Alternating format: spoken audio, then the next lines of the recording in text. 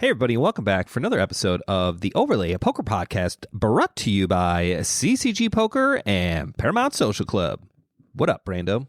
What up? What up? Hey, we just got done with not like we didn't just get done, but we just got done with the biggest event of charity poker weekend in Chicago. That was pretty wild. Yeah, it was a nice turnout. It was good. Yeah, I mean, for the post-COVID-ness, which is a thing now, I was pleasantly surprised. 300. It's like new age Black Friday. Like we're out of the old like retro where it was like we know there's going to be 500 early bird players there. Where it's over 30 tables at CCG on Black Friday that are all jammed full, and there's 100 people waiting in line to get in. So like the lines are gone. I think it's kind of a combination because a lot of people were like, "Yeah, I heard the lines were like really crazy, but they're not like that here." And I was like, "Well, we've kind of accommodated for it, and with COVID, there are still players that are not coming. Like the big groups are still a little bit squeamish. So, all in all, great weekend, good times. They had a big Black Friday for Texas at Paramount for their version of the Black Friday early bird. They did a 5K guarantee. I think the price pool got up to. No, it was a 4K guarantee, and they got it close to like 55, almost 6K. It was nuts. It was a really good turnout there. But I was texting Dave, the new GM down there, and I was like, how you doing? He's like, 8 tables might go to 9. I was like, that's nothing. There's 20 something tables here. How many do we have going for the bird? 20? I think we had 21 in the bird, and then 6 in the 580 plus cash games. Yeah, I was like, yeah, eat that. And he was like, you're a big show off. It was great. It was a really funny text interchange. But anyways, that's the opening. Hey, Brando, what are we going to talk about today? Tens. Pocket tens, the number one toughest premium poker hand. Wait, hold on. Let me try that again. Pocket tens, the toughest premium holdem hands by ranked of the overlay of the top 6 most difficult holdem hands to play holdem with. It's pretty good. A lot of holdems in there. Yeah, I always think it's funny. Like, I think one of my favorite jokes is in the movie Dodgeball, when they're the Dodgeball Association of America. No, wait, the United States Association of Dodgeball per Americans or something. They use America in there twice. The American Dodgeball Association of America. That's what it is. So I feel like this is the top holdemist hands of holdem difficult. I don't know. I find that quite funny. Anyways, we have discussed this a little bit, that pocket tens are clearly the number 6 on. It's a mild stretch to include pocket tens as like the 6th. I think you just. I'm going to interject my. I hate tens. You hate tens. I hate tens. But this is why they're so hard. It's because they're so hard to play. I guess. I mean, I'm kind of proving my own story of how much I dislike tens. I'm like, tens are garbage. Like, if I'm at the World Series and I got tens, fuck it, I'm just folding. I ain't gonna play them. Yeah. See, I think you don't play enough tournaments to realize like the value of tens in a whole lot of spots. Because like you can just play. You play a lot of cash games where tens you can play them however the hell you want. Yeah. You want to turn tens into deuces and set mine them, cool. You want to turn tens into premium high pocket pairing kings and try and rep a big hand and get 3 unders and pound away like you got kings, you can do that too. So, I mean, especially in the cash game area of poker, tens can be played a wide variety of ways, and you just lean towards the 10 suck. I'm going to play them conservatively. Pretty conservatively, range. Yeah. In all fairness, though, the next hand on that kind of list is jacks, and we've already said jacks and tens play very similar, and I think jacks the same way. Like, for me, I don't get premium where I'm willing to kind of ride or die. It's really queens are better, and even queens are kind of suspect. They're kind of on my fence of ride or die. It's really aces, kings, and ace-king. If I lose with any of those 3 hands, I don't care. Queens, I'm always like, eh. Jacks, I'm like, ugh. Tens, I'm like, what the fuck was I thinking? That's the Ken breakdown right there. That's pretty good. Yeah. So you can just sum up this. That's the whole podcast episode. Bye, everybody. right there. I had a really good joke at Thanksgiving. We were talking about somebody's gout. I don't know how this came up at the dinner table, but we're discussing gout. And they were talking about how it had to do with like health and dietary things can do it, and how, walking more often causes it to flame up. And somebody said something, well, like, I'm sure if he improved his diet, it would help. And I announced, I don't gout it. It was funny. It was really good. And then I totally did that's it. Good night, everybody. And I just I walked out. Walked out of the room. I'm done. Dinner's over. All right, back to tens. Bring us back to reality, Brandon. I'm here. I mean, the reality of tens is they're so hard to play because, the reality of tens is there's no like way we can really tell you how to play them because they're so hard to play. Mm-hmm. And they're number one on our list. They are. And, they're just tough. I mean, if we're going to dive into tens and we're ready to, talk about some tournament situations. I think we're ready for tens. I mean, just because, going along with the structure, we'd been going up the big blind scale, right? Yeah. And, we kind of had laid out some specific strategies based on how many big blinds you have and when you can possibly fold queens and when jacks shrivel up and, all these different spots and how to play ace king when you miss the flop. Tens, I think, is a lot more back to like pre-flop. Like your decision with tens is going to come pre-flop more so than a lot of these. And now, obviously, post-flop, it's very hard to play because there's going to be an overcard, 60-something% of the time. There's going to be a jack, queen, king, or ace, and you're going to have to guess when they have it and when they don't. But I think, what's going to help you out with tens is kind of, replaying what happened pre-flop in your head to, get yourself set up. So I still think when you're off of like, when you're short under 15 big blinds, you're still ripping it all in. You're still ripping it all in over the top of somebody if they open. Tens are still premium enough when you're short of 20 bigs. It's still going in there. I mean, you still consider tens. I found my spot. This is my spot. I'm going for it. Right. So off of the 20 big blind or less, we're still getting it in there. And I still, I have a nice little stat for you. If somebody's playing a standard opening range, they're playing a standard 3-betting range and you open with tens and you get 3-bet, like the correct play almost all the time, if you're off of a normal stack depth, is to just call and see a flop. Because even if they have the tightest 3-betting range of aces, kings, queens, jacks, ace king, and ace queen suited, there's no bluffs in there. There's no 9s, 8s, 7s, 6s. This is a really, really strong 3-betting range you're up against. Tens are still 38%. So 38% is pretty good when you think about like the implied odds of flopping a 10 and flopping a set against that exact range of basically specifically overpairs, right? Right. So like when you're up against, one might say, oh, well, you're putting in chips behind. Well, yeah, you're 38% plus all that implied odds of, winning really, really big pots when you flop a 10 because you're up against jacks, kings, queens, aces a whole lot of the time. And a 10 high flop seems like a good flop for every hand. It does. The hands you're facing, your hand. If you're playing what you talked about, the other premium hands, the top 5, short of ace king, if you got kings, queens, jacks, and the flop comes 10 high, that's pistols at dawn.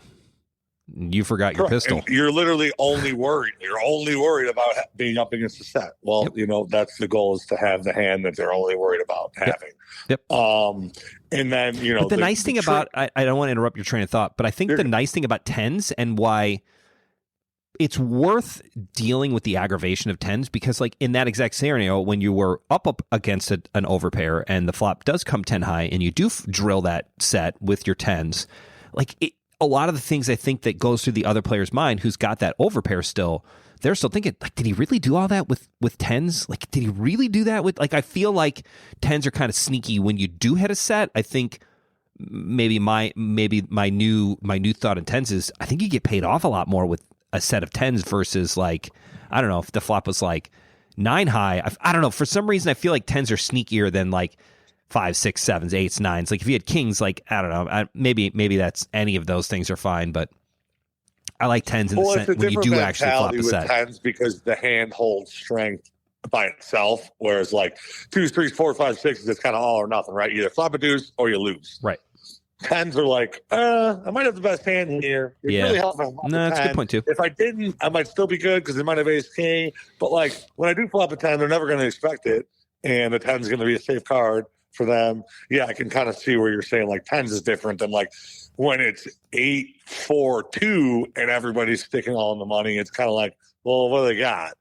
Seems like they got a set of 4s, set of 2s, set of 8s. But when it's 10, 9 deuce, it's kind of like, they're going to have a lot of stuff here besides sets. Oh, I really run into 10s. But back to what I was saying before is I think the trick with 10s is you need to make more money in all those spots that, you flop a set to make up that, those implied odds you really have to cash in on in order to make 10s worth it. Because they're still only 38% against the standard 3-betting range.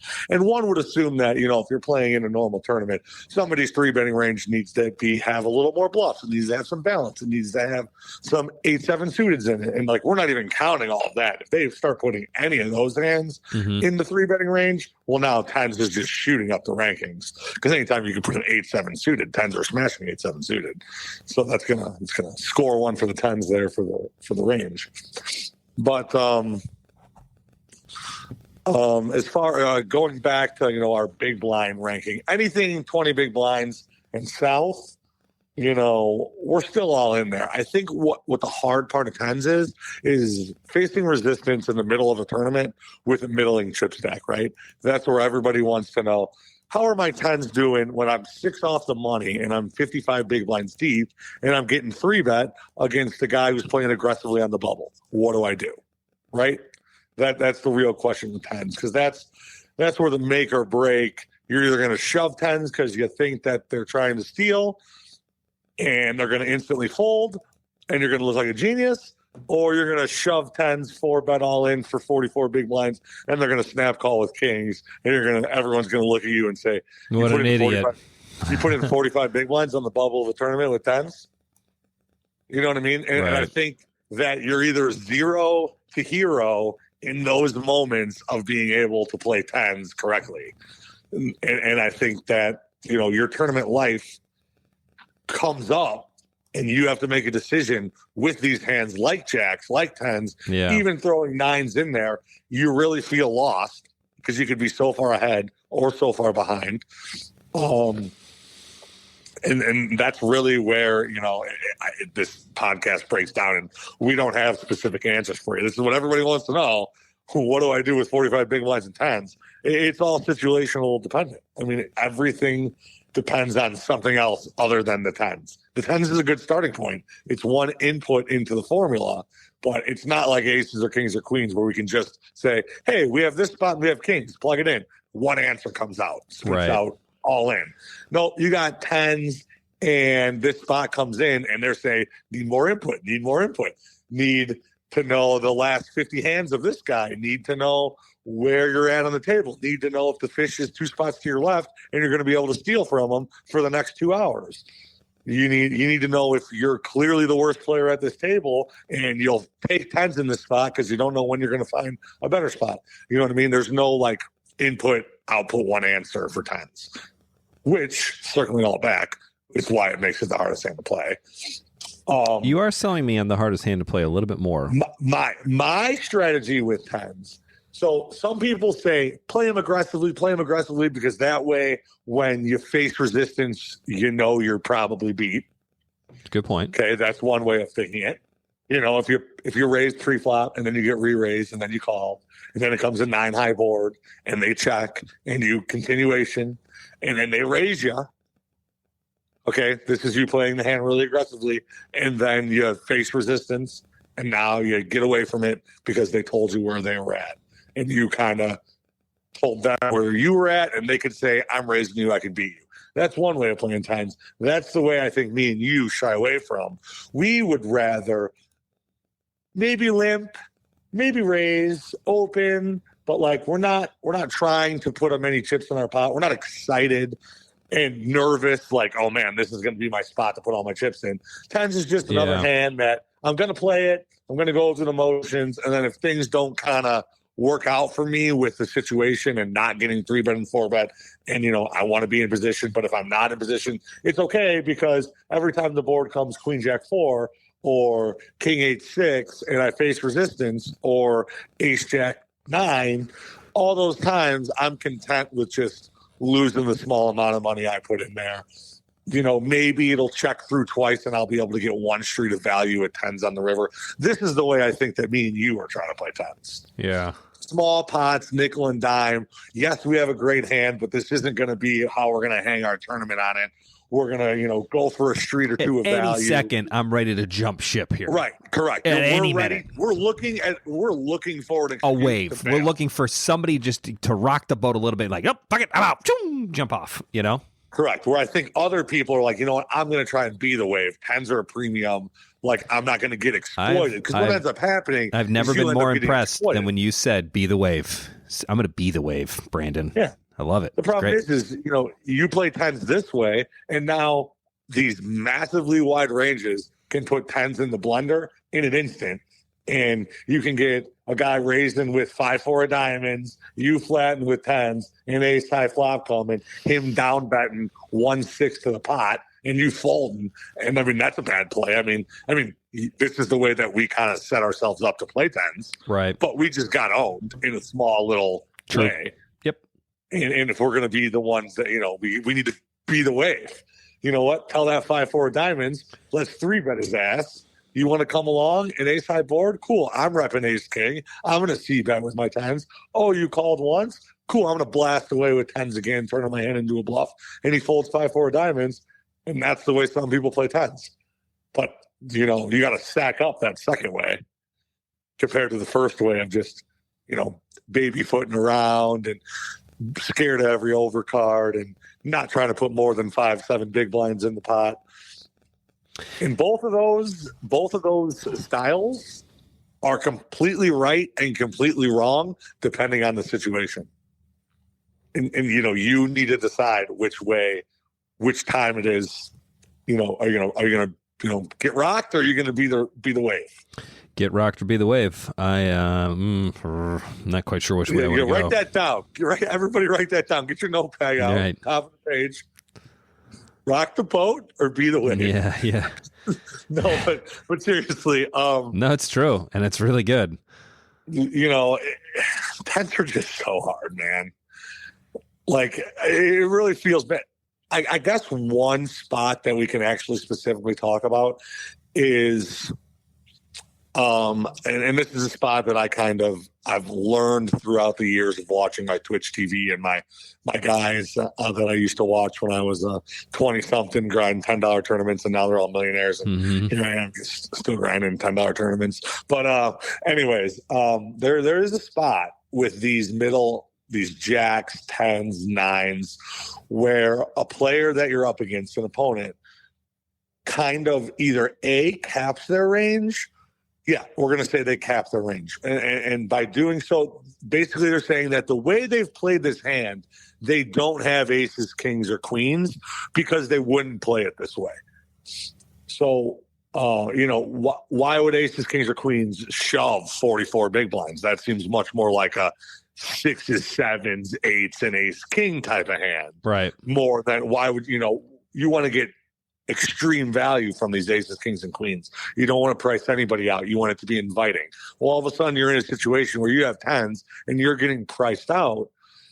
Well, when they cap their range, this makes tens, you know, shoot up the rankings, because now all of a sudden you're saying, and again, you need to know your player. You need to know, you know, their ranges and that they're capable of doing it. But maybe you've been playing with this guy for 7 hours and you've seen him flip over aces 3 times and he's played it this way, and you've seen him flip over ace king twice and play it another way.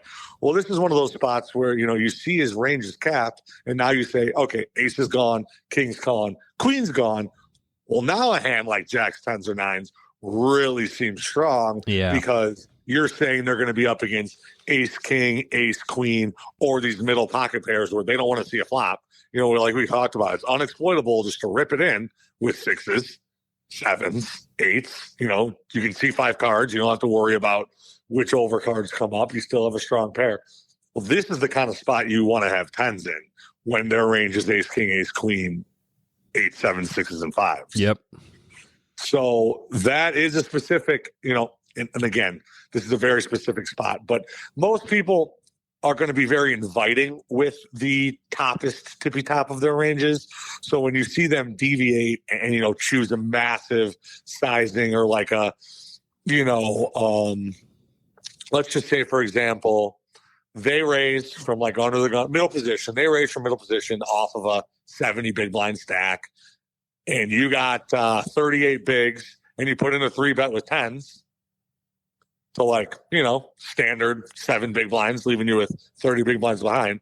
And then they just jam all in for 40. They have you covered. You're all in for 38 bigs. This is a spot where at first glance you'd say, oh, I'm probably crushed here.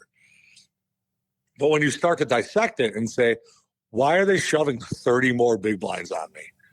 If they have aces, kings, or queens, or these huge hands, even ace, king, why wouldn't they just go for the normal 4-bet sizing of 16 bigs, half of my stack? Yeah. Why are they putting me to the full test here? And to be true, when they come back with 16, 17 bigs and they click me back and 4-bet me, my 10s then shrivel up, right? Because then I'm like, oh man, I'm up against aces, I'm up against kings, I'm up against queens. But this time they didn't do that. They elected to just shove all in, blast all off. Call me if you like your hand. Well, now I'm taking out the aces, kings, queens, and I'm saying, oh, they might have 7s, 8s. They don't know what to do with themselves. They're off a big stack. They're just putting me to the test. I've been playing a little tight lately. Maybe they got ace, queen, which you're fine with taking a race with 10s. I mean, when when a race is the worst case scenario, you're fist pumping. The other scenario is 80-20. You're smashing them. So that is this very specific spot where I would call with 10s and take my chances that they don't have the high premiums because they played it differently.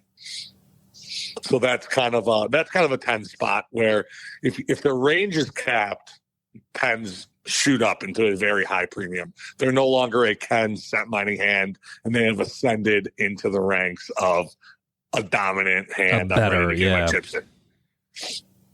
So short of that exact specific spot,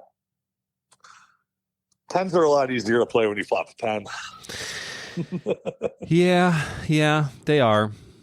They are. A note on that, don't get cute and slow play your set of 10s because, you're trying to get all those chips in against the hands that were dominating you. You don't want to give them a chance to get off the hook or save a bet, or you want to put them to the test with the kings because you have the kings in the ultimate spot that you roll your eyes and you get pissed every time you get knocked out of the tournament with kings on a 10 high board. But those guys are still calling. Right. Those guys are still piling in all their chips because they should be, because they have a huge hand. So don't let them off the hook here and get cute and check back and then bet small turn and then bet the river and then they call and they saved half their chips. No, start fearless. I'm going to bet the flop like I got aces. I'm going to continue the turn like I got aces. Oh, you got kings. You should be scared of aces. Oops, sorry, 3 10s. You lose. Oh, 3 10s. You lose. And then 10s in multi-way pots. That's multi-way pots with 10s. They really do shrivel up to no longer being a premium hand. I mean, you're going 4 ways to 10s. I can't even think of a flop I like. Yeah. That doesn't have a 10 in it. Create your best flop that doesn't have a 10 in it for 10s. 4 ways.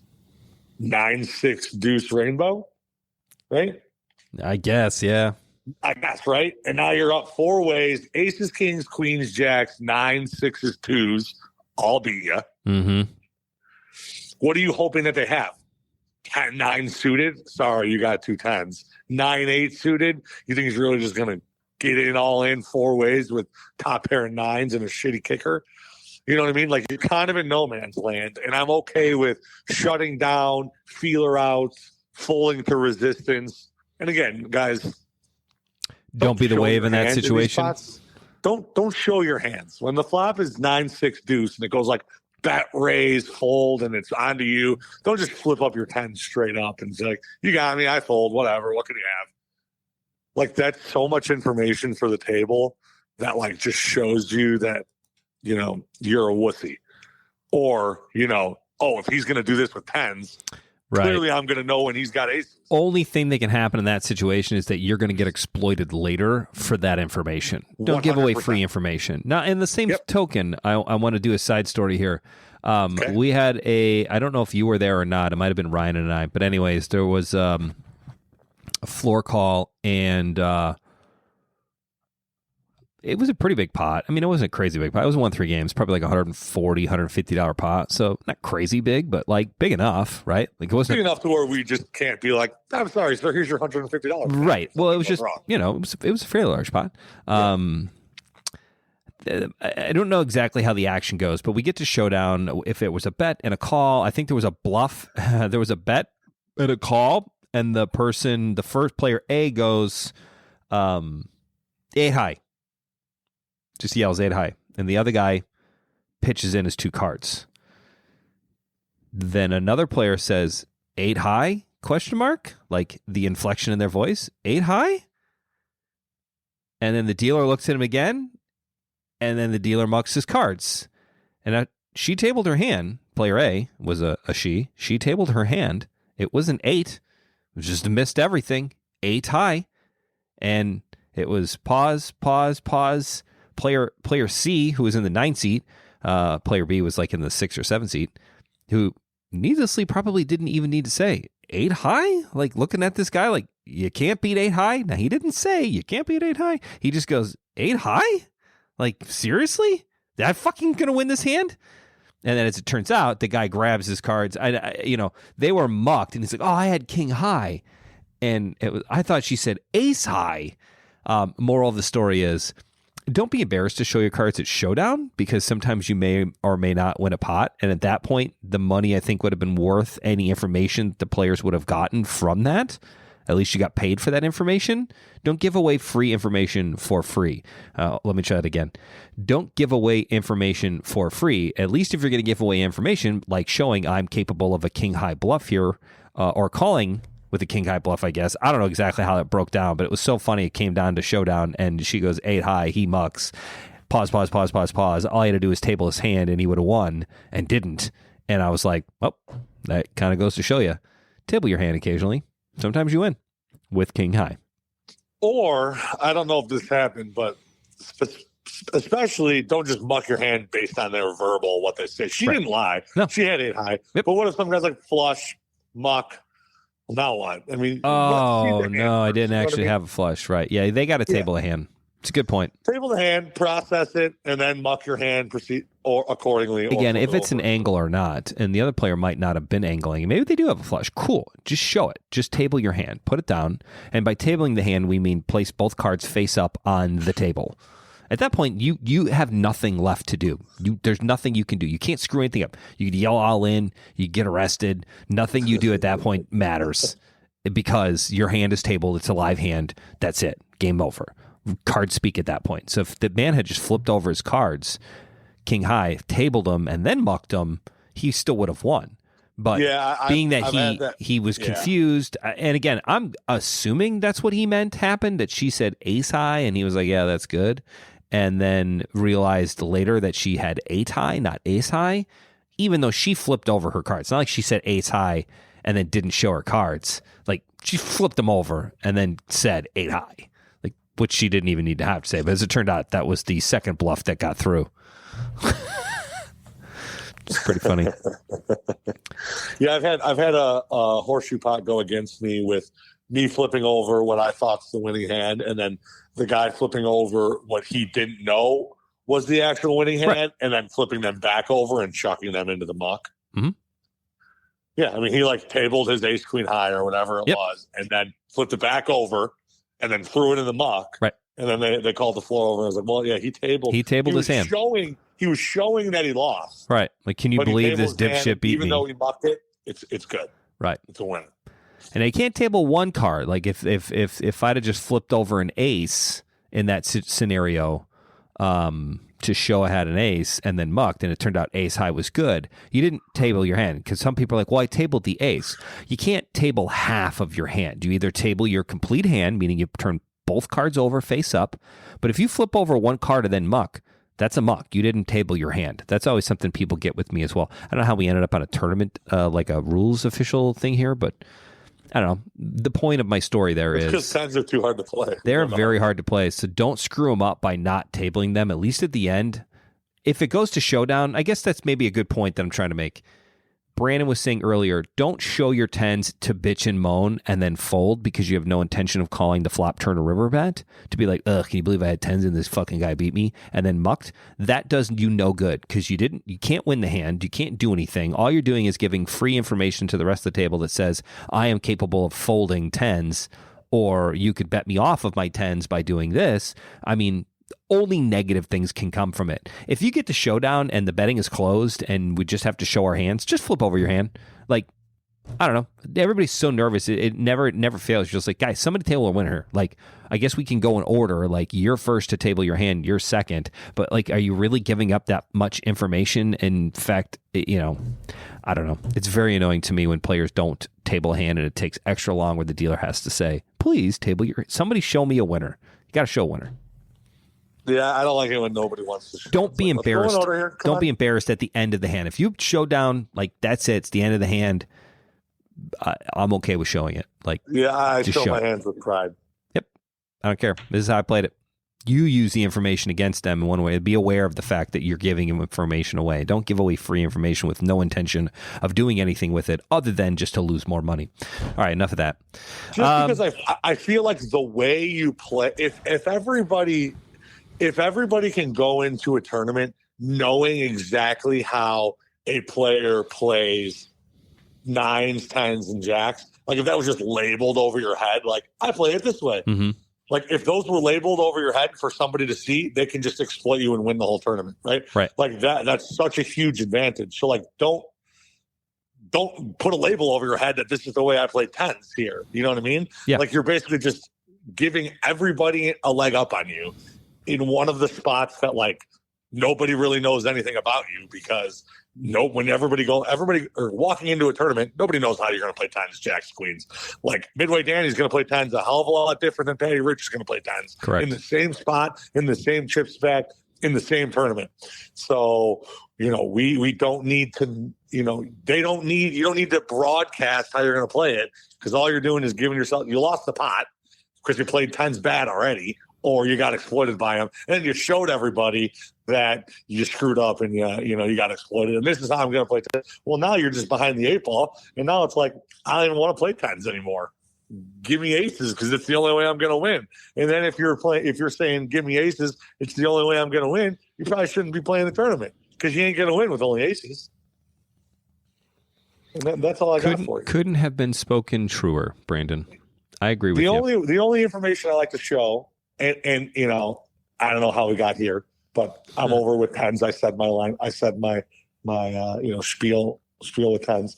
The only information I like to show is when you raise the button deep in the tournament, or in a sit and go and you're in the money, or you're in the stealing part of the tournament, and you raise the button with like an ace four, and then it folds around and you show the ace. In your mind, that's like showing them that you're not stealing. But in reality, if you had seven deuce, you still would have raised. You just wouldn't have showed a card. So it really gives them no information. But right. I feel good about giving them that information, because at least in their mind, they're like, I feel settled. I didn't get my I find that to be perfectly fine, as long as you don't do one of Ken's cardinal sins. And that is, when you go to show, you distinctly look for one specific card in your hand to show. I find that to be that is almost worse showing, because now I know the other card's shitty. It was just an ace. Like, it's a weird dynamic. Like if I'm going to show a card, I almost want to flip over both. And like at that point, I feel like maybe players start to think one way or the other. They either think you had, kings or aces, or you know what I mean? Like if you flip over, just you don't even wait, you just flip over, because like I don't care, they're both such good cards, it doesn't matter which one I show you, because they're both good or they match. It's fine. It never fails. And the guy's like, they like look down, find the ace, and then flip that one over. I'm just like, well, cool. What'd you have, like ace four, ace seven? Like if you had ace king, you probably would have just flipped them both over, because like either ace to show an ace or a king. Either one would have been fine if you're like three-way action and a sit and go. Like all of it's good. I don't know. I find that to be like the, I find that gives off more information too. Like if you're going to show cards, kind of know it going in. I don't know. See, my ace is. I'll give you a little hint. My ace in my hold'em hand is always on top. Card, bottom. So pay attention to where your cards are if you're planning on ever showing in a tournament to kind of rep that. Oh, I had an ace, so like good fold. Like don't try to pull that move and then like look down at your cards beforehand because it's just it kind of ruins the whole thing. I don't know. Yeah, you want to like snap, like just show your bottom card. Right, you got to snap show it. If you don't snap show it, it doesn't have the same effect. I was trying to think of an analogy, but it would be like, I don't know, be like, whatever, doesn't matter. Come on, what do you got? I was gonna say it would be like trying to show off outside of a bar and be like, hey, look, this is my Porsche I'm standing in front of, and then some other guy's like boop boop and like gets in. It's like doesn't have the same of like you got to be seen getting out of the Porsche and handing your keys to the valet. That gives off a vibe. Doing the all like I'm just taking pictures in front of someone else's car kind of gives the vibe of what could be your car, but if it was your car, why isn't the door open? Like it's weird. Does that make sense? Like hey, that's I'm standing in. Right. I'll give it to you. That was pretty good. It's pretty good. Like getting out of a sports car, I've got aces. I didn't need to look because they're both the fucking same and they're both aces and they're legit and it's mine and I'm getting out of them and I owned it. I'm not tricking you here. But if I just like flash it, it's just like, did you just take a picture in front of somebody else's car? Like, what are you doing? Looking at your hand and then showing an ace is like taking a selfie in front of somebody else's car. Like you just look like a dipshit. You didn't get any street cred from me. Even though it's a cool car. Yeah, for sure. I might say cool car, but I don't think it's yours. Like clearly it doesn't have the same effect. All right, good. I like that. All right, thanks for listening to the overlay as always. That completes our list of 6. I think next episode we're going to discuss a little bit more about the WSOP in the Elgin area, which just happened just outside of Chicago here in mid-November. Lots of cool stuff happened, and I think Brandon and I are going to do a quick recap of that, and then kind of the schedule for the rest of the, or I guess next year, kind of what's coming to Chicago and the new year and all that kind of stuff. I am actually going to be in Houston, so if you made it all the way to the end of this episode, and today is Thursday, December 1st, 2022. You can see Ken at Paramount Social Club at 6 p.m. tomorrow, December 2nd, for a 125 ROE game. And the nice thing is I'm selling it at the Paramount Social Club as I'm an incredible tournament PLO player and a mediocre at best no limit player. So who really knows how I'm going to play ROE, which is round of each. Could be anything. I don't know. He's a good tournament PLO player, and he sucks at no limit. So how does that translate to ROE? So it's good. They've already got a solid game ready, and you can sign up by calling the club or going to Poker Atlas. You can get on the wait list there. And I'm sure Brandon and I will do another meetup game at the beginning of the year here in Houston for the Houston peeps. So if you want to get a hold of Brandon. February seems good. February is a good time for Brandon to get out and have some fun. And I do loves playing the PLO. So that's good. Other than that, that's all I got. Brandon, you got anything else for us? I don't. That's it. I got nothing. Farewell. I'm glad that this series went well. It was a lot easier to tell you how to play aces and kings since, they were kind of easy to play. It was. But there's a reason why 10s are the most difficult hand to play of the premium Hold'em hands of Texas No Limit Hold'em. Yeah, so easy and so hard at the same time. So easy and so hard. Thanks for listening. Sure. Check us out on Twitter at The Overlay Pod. Other than that, we'll catch you next time. Say goodbye, everybody. Farewell.